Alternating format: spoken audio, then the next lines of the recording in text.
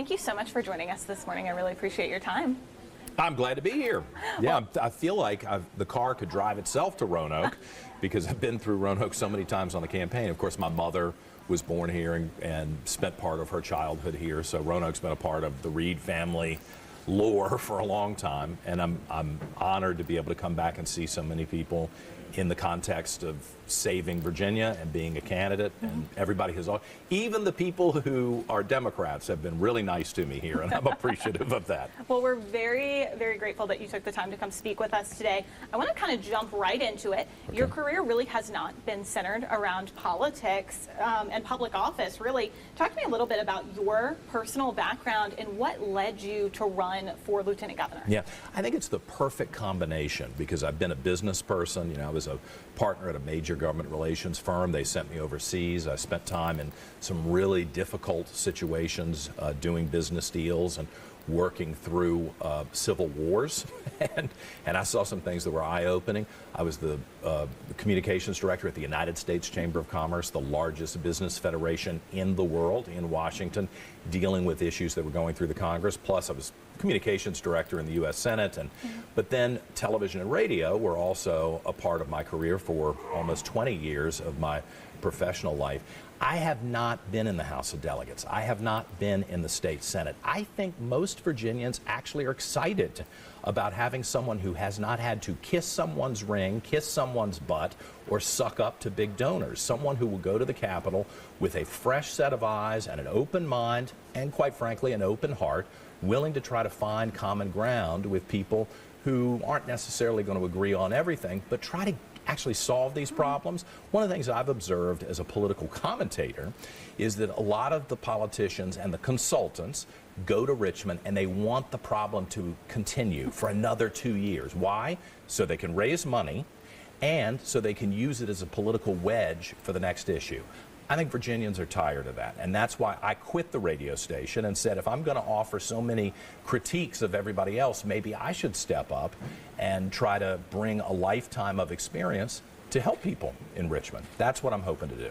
Now, Virginians are concerned about a lot of key issues this election. There are a lot on their minds. Yeah. For you personally, if you were elected as Lieutenant Governor, what are your top priorities that you would address day one in office? Yeah, the big problem for everybody, Republican, Democrat, rich, poor, I don't care who you are, is will we have jobs? You know, I've lived in some states, and I've been to all 50 states, and I've lived in some states where there was a real concern. If you lost your job, you might not be able to find another one. And I know in Southwest Virginia, unlike Northern Virginia, that's been a concern for a couple of decades now as the economy has shifted. We need leaders in Richmond who are going to be ambassadors for the state, who are going to try to bring business here. I think Governor Youngkin's done a good job of that. Governor Allen did. Even some of the Democrat governors were really focused on bringing jobs to Virginia. But when it comes to the General Assembly, you need a leader who thinks like a business person. That's me. I'm going to tell everybody in the Senate and everybody in the House and everybody at that Capitol if I think they're about to pass a law or a new rule or regulation that is going to inhibit our ability to bring jobs to Virginia. This right to work issue, I hope people are paying attention. If we lose the right to work, if Virginia workers are forced into unions, we'll be dead in the water here. I mean, these businesses that we have successfully recruited ahead of Tennessee and North Carolina, guess what? They're going to Tennessee. They're going to Tennessee doesn't even have an income tax. They will pick Tennessee.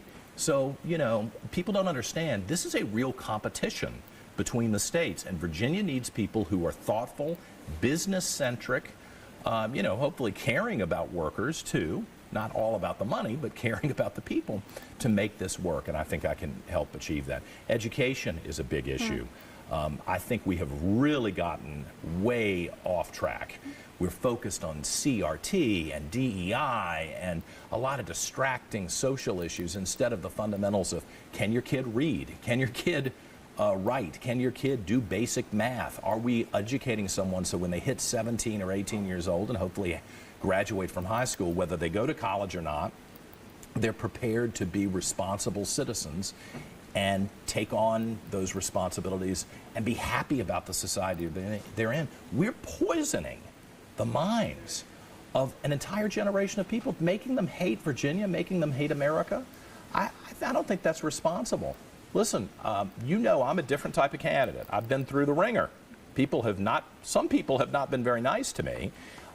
So I'm not opposed to telling the whole story of good and bad in Virginia, but the ultimate goal needs to be to create people who love this state, who love America, who will take action to make things better, not make things worse. And now I always say that Virginia is a very unique state in the fact that we are so diverse. And you can go up to Northern Virginia and it can feel like a completely different state than when you come down here to Southwest Virginia. I know you have a history in Southwest Virginia. How are you going to address the needs of voters right here where we are today? Well, want to make sure that you have jobs. I think that's important. I mean, it doesn't do any good to preserve the beautiful vista if everybody is worried about whether they can pay their mortgage, pay their rent, feed their family. I mean, there needs to be a robust economic ecosystem here that is on par with what they have in Northern Virginia. I do think that there is a really unfortunate attitude in Richmond, and let's be honest, in the political class that focuses on Northern Virginia because they've got more voters, just more numbers, and there's a heck of a lot of money up there. And so there's a disrespect that is shown to other parts of the state. I feel it in Richmond. You know, Richmond's the state capital, but when I worked up in Washington, there were really, I don't know that they meant to be rude, but they would say, "Oh, I've passed through Richmond." Oh, well, thank you very much. I know what that means. You're being dismissive of my hometown. And I have heard it throughout my life. When I lived in Manhattan, when I lived in LA, there was a dismissive attitude of people who don't have lots of cash and who don't have immediate political power by number. And with me, you've got somebody who is a native Virginian who has respect for everybody. And that's one reason when my opponent is not getting in the car every day and driving to see people, I am. I get up at 4 or 5 in the morning every day. I try to get in the car and go to things that no one else would go to. Small groups, 10 people, 20 people. You know what the consultants tell me, don't do it. I still think Virginians want to see a candidate who's willing to work, who's willing to go to a part of the state where there are not a lot of votes and there's not a lot of money, and will sit and listen and talk to people.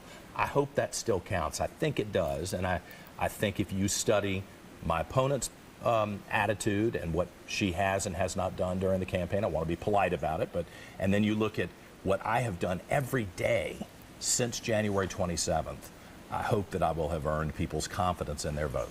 I want to dive into some more of the policy issues of this election. Healthcare, that is a huge concern for viewers right here at 10 News. They have, written in and told us that this is a concern for them. They are worried about rural hospitals closing. They are worried about potentially losing their health care coverage. How do you want to address that so that families don't fall through the cracks? Yeah, it's a real issue. What's not real are the bogus numbers that are being floated. I mean, it started out at 322,000 Virginians were going to lose their health care. Then it was 330. I think yesterday somebody used the number 350,000. Can I tell you, I did this job in Washington. People make this stuff up.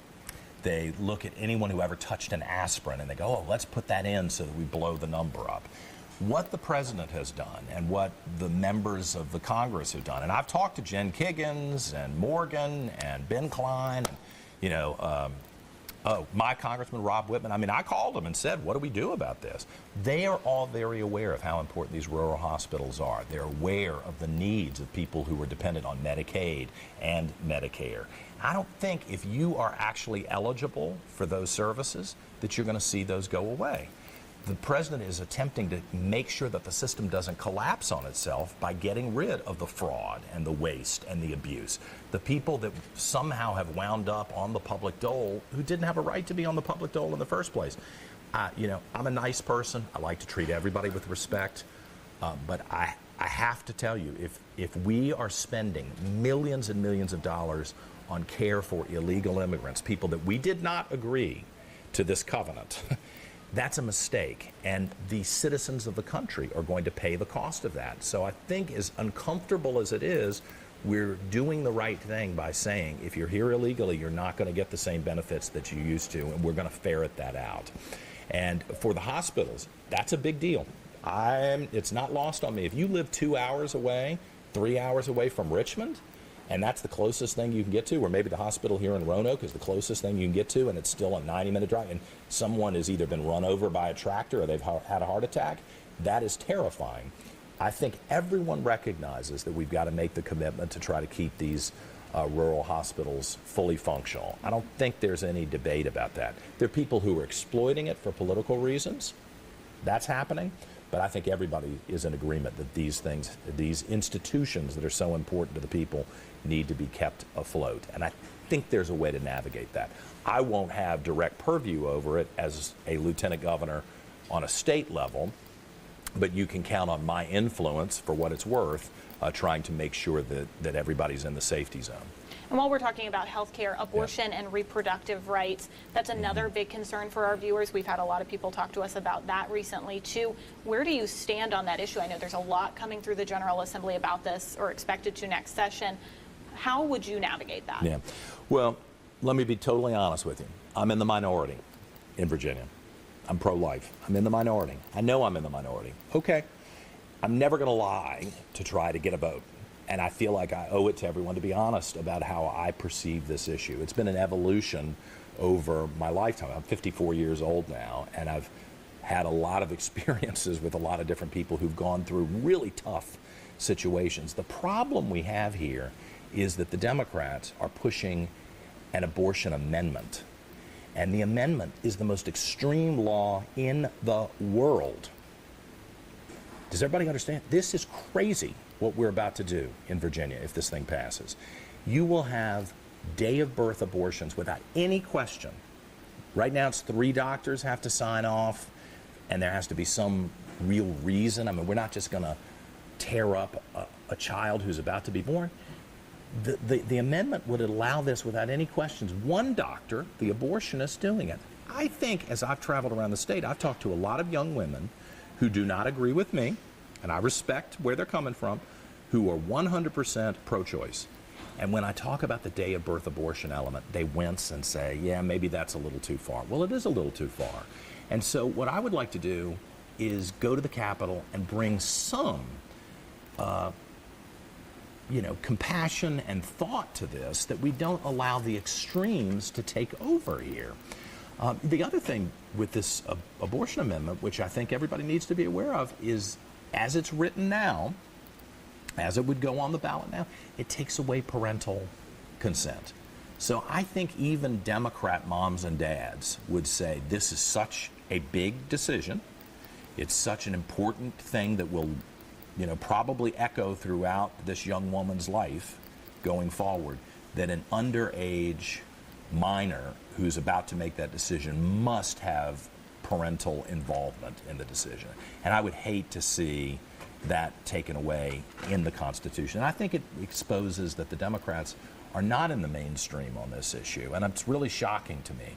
We've been discussing and debating this my entire life, I mean, for decades. And now we're at this place. I don't think most Virginians are there. And you can count on me, again, to be someone who will tell you where I am on it. I'm not going to lie. And it may not agree with you, but I will try to find the common ground if there's any way to do it, so that everyone feels heard and respected, and we come up with a reasonable circumstance going forward for the people of Virginia. Not a lot of people at the Capitol who are willing to do that now. That's why I want to be there. And you just mentioned parental consent. That kind of leads me right into my next topic. Parental consent, parental rights, especially when it comes to education and transgender students, transgender student athletes. That has been a very hot topic the last few months. Where do you stand on that whole topic, and how do you want that to be addressed, if you were to be elected? I've been surprised, especially in Northern Virginia. I don't know if it's popped up. It's popped up a little bit in Central Virginia, and perhaps I've missed some stories out here, where parents have been completely disrespected when it comes to these issues, how their children, who are actually functioning in their authentic, biologically accurate gender role, are being disrespected and mistreated within the school system. That's a big problem in Northern Virginia, and I don't understand how the mindset of leaders has, in my opinion, become warped, where the vast majority of the students are now at the mercy of someone who, with all due respect, even as a gay man, and I hope everybody hears that, I'm very upfront about who I am, I've spent 30 years around these issues and people who have been impacted by them, and I always want to be respectful of other people. But I have reached a conclusion that this is not healthy for the society. I can't control what other people do with their lives. You know, when you're 18, I have a lot of friends who've done things where I was like, wow, what are you doing here? So I'm not trying to get into your personal business when you turn 18. I'm pretty libertarian on that stuff. But when it comes to children, we used to all agree that we would protect a child's innocence as long as we could, not expose them to sexualized material or unduly engage in this discussion when they're little. Hold that out as long as we can. And then we wouldn't let a child make a decision that anybody would say, gosh, it's likely that you'll have a different feeling in another year or another 5 years, or when you become an adult, we need to protect you so that you don't make a decision that you might regret and that really might haunt you for the rest of your life. And I think somehow that's been lost in this discussion. And the leaders are the ones who are failing us. If we could agree, and I think it's reasonable to say, I let you do what you want to when you're 18. May not be my thing, but that's okay. You're an adult in a free society. This is a free country, I think. And that's what I want to validate. Doesn't mean I'm going to agree with you. And look at me. There are plenty of people who will probably vote for me this year who would not live their lives the way I live my life. I respect that. I'm not running to be the pastor of your church. I'm running to be the lieutenant governor. And as a lieutenant governor, as attorney general, your job is to protect everyone's rights. And that is going to be one of the driving forces in every decision and every interaction that I would make at the Capitol if I'm fortunate enough to be there in this role. And now I only have a couple things left for you this morning. I want to circle back to the economy. I know we've talked a lot about jobs this morning, but a lot of Virginians are feeling the squeeze when it comes to higher prices and inflation. What do you think needs to be done economy-wise so that families don't have to bear that financial burden? Yeah, well, I started to feel it when President Biden was in office. It was pretty bad, the inflation. It's tempered now. I do think a couple of things are happening that are adjusting the economy of the United States. The tariff movement, I think, is going to wind up playing in our favor in the long run. I mean, Donald Trump's not trying to put tariffs on forever. He's using it as a leverage, which is unnerving in the initial moment, but I think is going to position us for better international trade. You know, when I was at the U.S. Chamber of Commerce, we were really advocating for exports and having other countries produce products that we then pay for. You can generally get them at a lower price because they don't pay as much to their workers. I think there's a recalibration that's happening where a lot of Americans and Virginians are saying, let's bring these things home where we can. Let's be honest. If you're going to buy something for $5 or $20, you're probably going to buy the $5 product if it's similar. So we can't be stupid about it. We've got to be understanding of the price component. But there are things that we can be doing domestically that I think will improve the economy, will keep prices stable, which will protect us in the case that we get into another trade war, or God forbid, a hot war overseas. I'm kind of worried about that as somebody who's lived overseas. I think we're in perilous times. I think that's why it's good that we have strong leaders who will be clear, who will be tough, who will be compassionate, but will be looking out for our interest first.